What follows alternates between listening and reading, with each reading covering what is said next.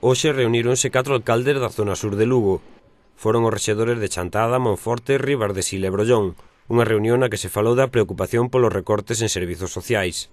Moi preocupados polo recorte que se nos fai e, a nosa conclusión é a seguinte, que sexa a Xunta ou sexa a Diputación a que poña os fondos para facer atención na axuda no fogar, pois danos igual. Indudablemente, cando faz algunha transferencia para algunha outra administración, sea do Goberno Central hacia as comunidades autónomas, ou a comunidade autónoma hacia os concellos ou as diputacións, se faz a transferencia, pero non faz a cuantía económica pertinente para facerlle fronte a esa transferencia ou a ese servicio que che transfiren, pois está atado de pés e manos, non? Entón, o que nos parecería, moi adecuado, super adecuado, é que a Xunta e a Diputación se puxeran de acordo. Me parece que ainda non está posto de acordo tampouco a Diputación de Ourense, son os datos que manexamos nós a estas alturas. Pero nós o que queremos é eso, que se poñan de acordo, que se nos transfira o diñeiro pertinente para seguir coa axuda no fogar tal e como se viña facendo, que de feito 3 dos 4 concellos que estuvemos ali xa fixamos algúns recortes. Pois, ao mellor restándolle horas a persoas que tiñan 3 e quedamos con 2, ou a que tiña 2 en unha, para reducir personal, porque que senón non hai maneira de salir. Nos, de feito, tiñamos traballando a finais do 2011 16 personas, neste intre temos tanto para a dependencia como para a axuda no fogar 13.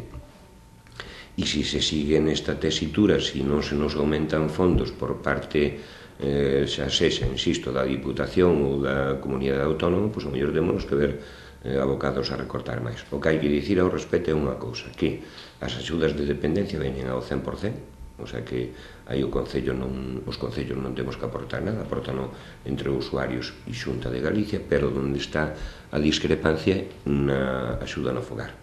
Prestacións onde algunhas foron asumidas pola lei de dependencia, o que fai que a asistencia este garantida. O problema está na axuda no fogar. Se se estaba traballando fai 2 ou 3 anos con 80 e pico, 90 persoas, parte desas, un porcentaje desas persoas están agora con dependencia, non?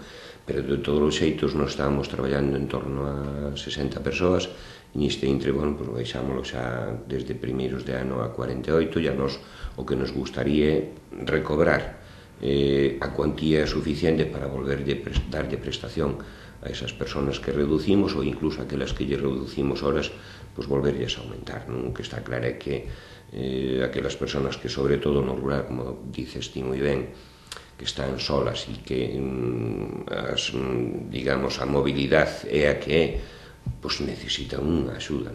Hai que chamar un pouco a atención tamén tanto aos fillos como aos netos, que eu penso que temos que volcarnos coa nosa xente maior e na medida do posible cando a propia administración, os propios servicios non chegan a donde tiñan que chegar, nós mesmos facer esforzos e sacrificios e axudar a que teñan unha vida o máis digna posible. Unha situación a que se chega porque as administracións non se poñen de acordo, e sobre isto o rexedor chantadino é tallante. Digo que hai que deixarse de debates ideolóxicos e partidistas e mirar hacia o que hai que mirar, que é a atención a nosos maiores, sobre todo nas zonas máis desfavorecidas, que son as zonas do interior. Eu dicía xa noutra reunión que tuvemos en Lugo, cando, claro, se falaba de que a Xunta iba a axudar a concellos de máis de 20.000 habitantes, e digo, pero é que desa maneira, se se mira para as dúas provincias do interior, para Lugo e Ourense, é que concellos de máis de 20.000 habitantes hai dous, en Ourense e en Lugo capital. Despois o resto somos todos de menos de 20.000 habitantes. Que se lle quere trasladar para que estea mellor tratada e incluso vigilada a atención aos maiores ás diputacións, eu tamén entendo que se lle traslada, o que dicía ao principio, ese servicio a outra administración que non tiña as competencias, pero que estaba colaborando e axudando, ao mesmo tempo que transfires competencias, deberías transferir diñeiro tamén, non? Porque o que está claro é que ningunha administración, nin as máis grandes, non? Estamos capacitadas para elaborar billetes.